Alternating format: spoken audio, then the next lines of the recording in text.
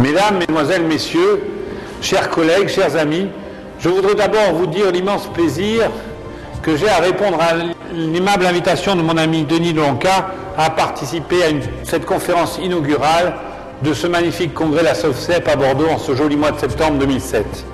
Il m'a demandé de vous traiter d'un sujet bien difficile et c'est avec plaisir que je répondrai par une planche à l'ancienne au tableau noir évoquant les principes de concept de beauté naturelle.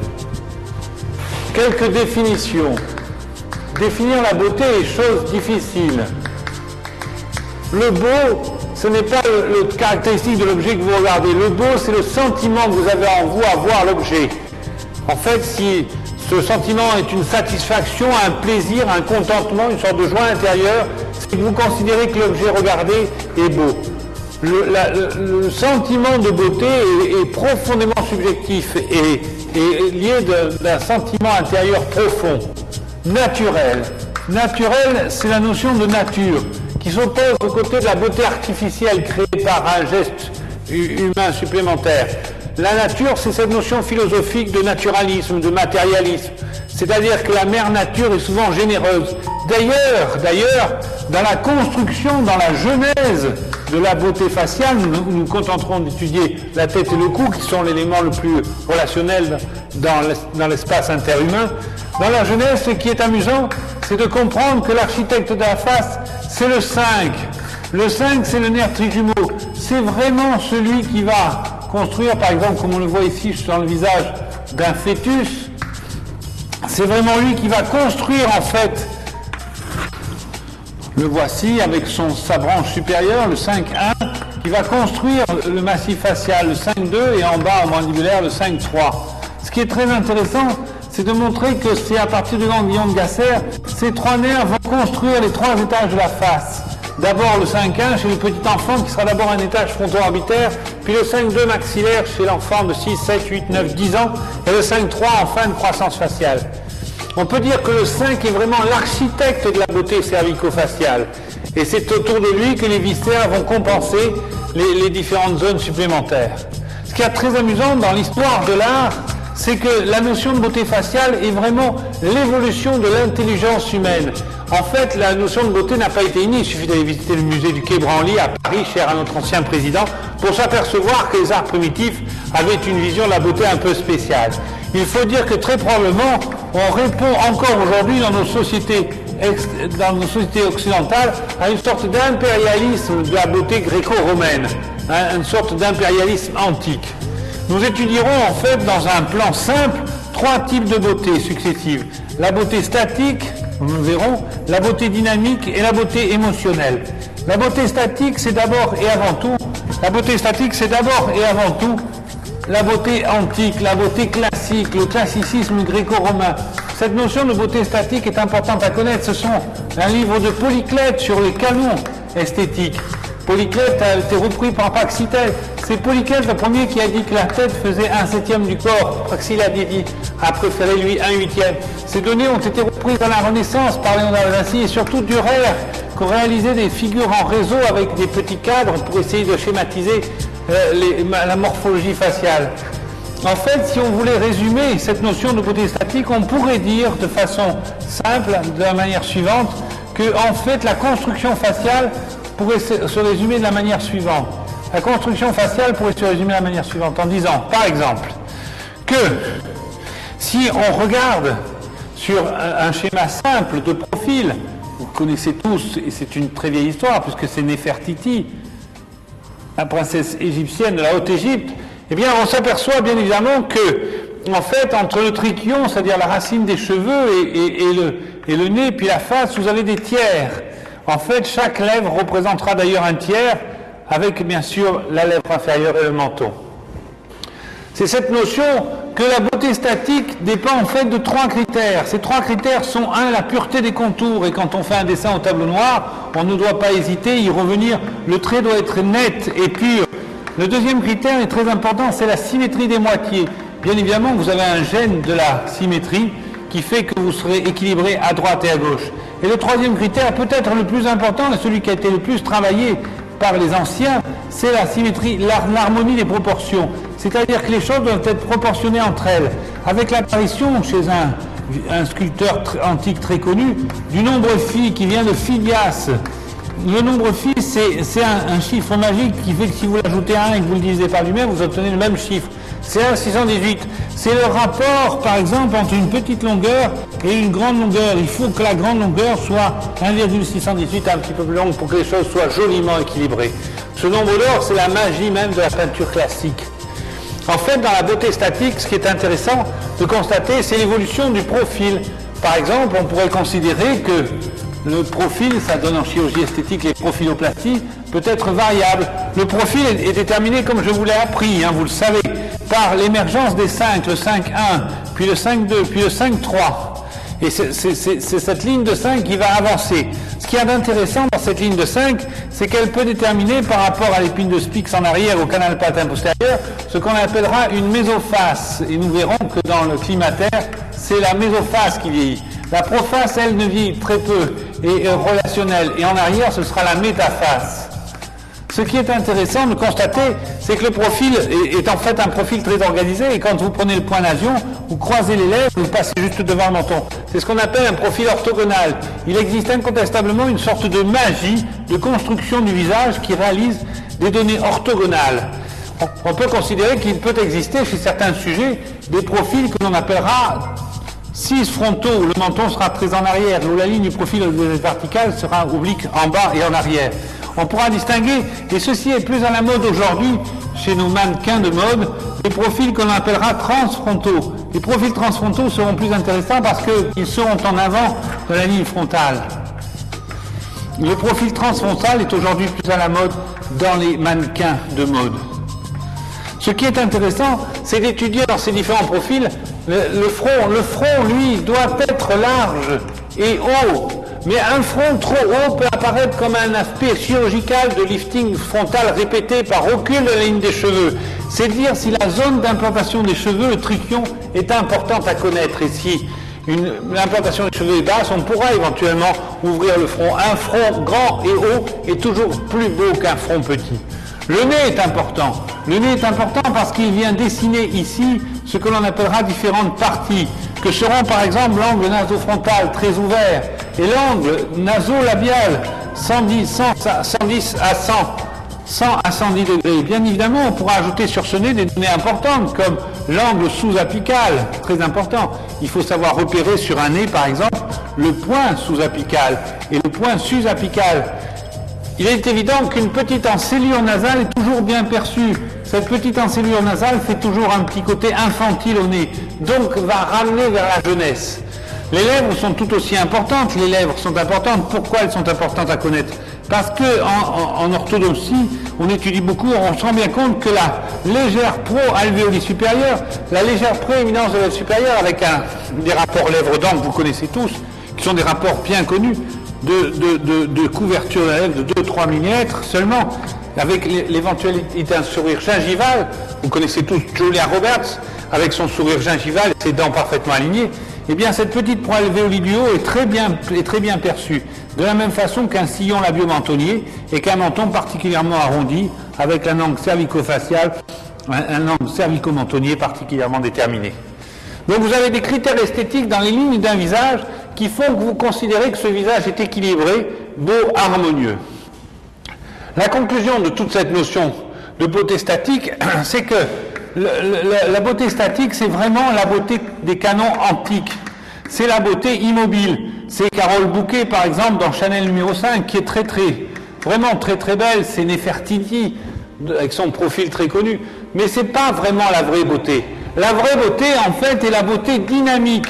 Là, on ne parle plus vraiment de beauté, on peut parler de charme. C'est-à-dire qu'il ne suffit pas que le visage soit immobile, il faut qu'il bouge. Et tout est dans l'expression faciale. On pourrait parler d'esthétique de l'expression faciale, c'est-à-dire la capacité que vous auriez à bouger le regard et le sourire. Ce sont les deux cibles principales, le regard et le sourire. Et nous verrons que le cou joue un rôle. Bien sûr, le regard, c'est d'abord et avant tout une ligne des yeux qui est au milieu du visage. Ligne des yeux que l'on peut par exemple répartir de la manière suivante, avec ce que Darina, notre amie, a appelé un regard de biche. regard de biche parce que le canthus médial est légèrement plus haut que le canthus latéral. Et le canthus latéral est légèrement plus haut que le canthus médial. Mais surtout, pour nous, l'esthétique du regard est essentiellement liée au mouvement du sourcil. Mouvement du sourcil bien connu. Mouvement du sourcil qui vont décrire ainsi trois parties. Les trois parties du sourcil sont les trois parties que les femmes connaissent bien quand elles se maquillent. La tête du sourcil doit être basse, sans être trop rapprochée, en évitant les rides du lion. La queue, le corps du sourcil doit être haut, mais moyennement haut, et la queue du sourcil doit être relevée. Vous connaissez tous ces visages un peu froncés qui vont faire réagir la zone glabellaire. La glabelle, c'est vraiment la zone centrale du visage, entre les deux sourcils. C'est là que se situe une grande partie de l'expression faciale. C'est vous dire le danger du Botox, qui va vous donner un regard complètement figé, qui sera éventuellement très mal perçu par le patient lui-même et par son entourage. Bien sûr, vous pourrez ajouter là-dessus l'hypertonie de l'orbiculaire, bien connue, avec ses fibres circulaires, qui va abaisser immanquablement la queue du sourcil avec les années, en même temps que le canthus latéral viendra faire un regard triste et fatigué.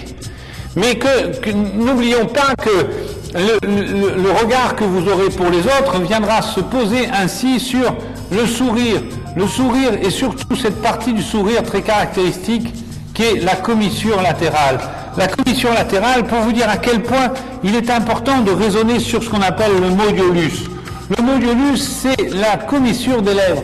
C'est ce noyau d'intersection musculaire qui va être tiré en haut par le grand zygomatique et éventuellement latéralement par le risorius, en évitant bien sûr des contractions parallèles du platysma, voire pire encore, du dépresseur de langue, qui pourront amener ainsi à la création d'une ride d'amertume bien triste avec les années, qui viendra s'opposer ainsi au sourire habituel. N'oublions pas qu'il existe un lien direct entre le regard et le sourire. Ce lien direct, c'est l'orbiculaire inférieur. L'orbiculaire inférieur, c'est le muscle du sourire. Quand vous regardez votre instrumentiste derrière son masque, vous la voyez sourire en regardant ses yeux. Pourquoi? Parce que l'orbiculaire inférieur va mobiliser cette fameuse graisse malaire. Et c'est l'ascension de cette graisse malaire en haut et en dehors, attirée par la contracture légère de l'orbiculaire inférieur, qui fera cet effet de lifting naturel. Souriez le plus souvent dans votre vie, vous obtiendrez comme ça un bon résultat. En conclusion, on pourrait dire que le cou, c'est un vieillissement par l'apparition de bandes platysmales, vous savez, qui vont traduire l'âge de la patiente par leur contracture permanente. On pourrait conclure en beauté dynamique en disant que la beauté dynamique, c'est le charme de la patiente. C'est-à-dire le charme du visage que vous regardez, le petit mouvement des lèvres, le petit mouvement des paupières suffira pour vous émouvoir. D'ailleurs, parlons-en de l'émotion. Qu'est-ce que c'est la beauté émotionnelle? La beauté émotionnelle, c'est la beauté qui n'est pas une beauté statique, qui n'est pas une beauté dynamique, qui est un visage que vous allez croiser, vous ne savez pas pourquoi vous émouvoir. En fait, la beauté émotionnelle est une beauté qui a été beaucoup travaillée par Léonard de Vinci, qui a dessiné beaucoup de visages laids, grossiers, qui a essayé de comprendre qu'est-ce qui, dans un visage, pouvait vous émouvoir. C'est Léonard de Vinci qui a inventé un mot magique qu'on appelle l'eumorphie. L'eumorphie, c'est la morphologie normale. Mais attention, la beauté n'est pas la normale. La normale, c'est la moyenne. Si on fait un visage moyen de toutes les races humaines sur la planète, on n'obtiendra pas forcément un visage beau. La beauté vient, d'après Léonard de Vinci, de l'alternance du rythme tridimensionnel des courbes faciales et des volumes. C'est-à-dire, en fait, Léonard a réfléchi sur l'idée que quand on regarde un visage, quand par exemple on voit par exemple des yeux, et que par exemple on regarde ce visage, on va s'apercevoir très vite que ce visage va avoir par rapport au sourcil, ce qu'on appellera un rythme des courbes faciales. Rythme des courbes faciales qui dessinera ainsi la cavité orbitaire et bien sûr le nez. Ce qui est très important pour moi de vous montrer là, c'est cette notion fondamentale de courbe faciale. C'est-à-dire sur le visage, vous allez retrouver des courbes faciales, des courbes de l'orbite, bien sûr, les courbes de la graisse malaire, les courbes de l'ovale du visage en dessous du sourire. C'est ce rythme des courbes faciales que Léonard de Vinci a exprimé comme étant source de beauté émotionnelle. C'est-à-dire cette notion que l'on a bien avec Jerry Hall, la femme de Mick Jagger, 55 ans, qui fait des défilés de mannequins et dont tout le monde constate l'extrême beauté, car elle a un visage extrêmement arrondi. Ce qui nous amène à parler des volumes et de la lumière. En fait, ce qui caractérise la photogénie d'un mannequin, c'est la prise de la lumière, non pas seulement sur la surface de sa peau, qui doit être parfaite, vous savez que la surface cutanée est importante dans la beauté, mais surtout sur cette notion de prise de la lumière. Les volumes sont importants, le volume des pommettes, le volume des lèvres. Vous connaissez tous aujourd'hui la technique du filling qui consiste à re-remplir un visage. Il ne faut là aussi non pas excéder. Si vous remplissez trop une pommette ou une lèvre supérieure, vous aurez un aspect caricatural qui peut frôler parfois le ridicule. La beauté émotionnelle est bien connue des artistes. Et c'est Picasso qui avait dit « le plus beau visage, c'est celui de la femme que j'aime », pour bien exprimer que la beauté est à l'intérieur de celui qui regarde. En fait, la beauté émotionnelle, elle est bien traduite par les grands peintres. Même s'ils ne respectaient pas les canons de la beauté statique, la beauté dynamique. Par exemple, Botticelli dessinait toujours des femmes avec des grands fronts, trop grands fronts. Giacometti, des personnages trop allongés. Botero, des personnages trop gros. Et il n'empêche, Picasso disait bien que la beauté émotionnelle, c'est l'émotion que peut créer un artiste avec un tableau. Il avait déstructuré les visages dans le cubisme et le surréalisme, et pourtant, ce qu'il voulait, c'était créer une émotion sur celui qui regarde. En fait, comment conclure cet exposé ? Eh bien, conclure en vous disant que la beauté absolue n'existe pas. La beauté absolue n'existe pas. La beauté, c'est quelque chose qui varie selon les cultures, selon les époques, selon les lieux, selon les géographies, selon les sociétés. La beauté naturelle est une beauté qui est liée à la nature. C'est-à-dire comme si la nature était toujours performante. Mais la nature n'est pas toujours bonne mère. Et vous savez qu'elle a des accidents qui justifient la chirurgie plastique. Bien évidemment, un chirurgien esthétique est censé reprendre la nature. Esthétique, ça veut dire le sens du beau. Mais le beau n'est pas une science. Le beau n'est pas une science. On peut essayer de rendre dans les méthodes scientifiques la normalité et prendre des experts pour juger de si la normalité est belle ou pas. Mais le beau lui-même restera toujours dans le subjectif. En fait, le chirurgien esthétique va faire de la chirurgie esthétique. La chirurgie esthétique, c'est une chirurgie qui voudrait amener le patient vers le beau. Mais faites attention, une chirurgie esthétique parfaitement réussie, c'est une chirurgie esthétique qui ne se voit pas tellement le résultat obtenu est naturel et tellement la patiente, le chirurgien, l'entourage de la patiente sont satisfaits. Cette notion de satisfaction des résultats esthétiques, le joli nez a été refait certes, mais il est tellement beau, tellement naturel qu'il s'intègre dans ce visage de façon parfaite et qu'on a l'impression que c'est là un nez naturel.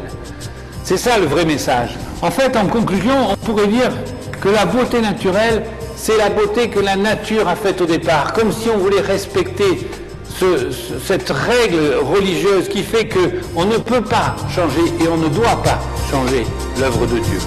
Je vous remercie.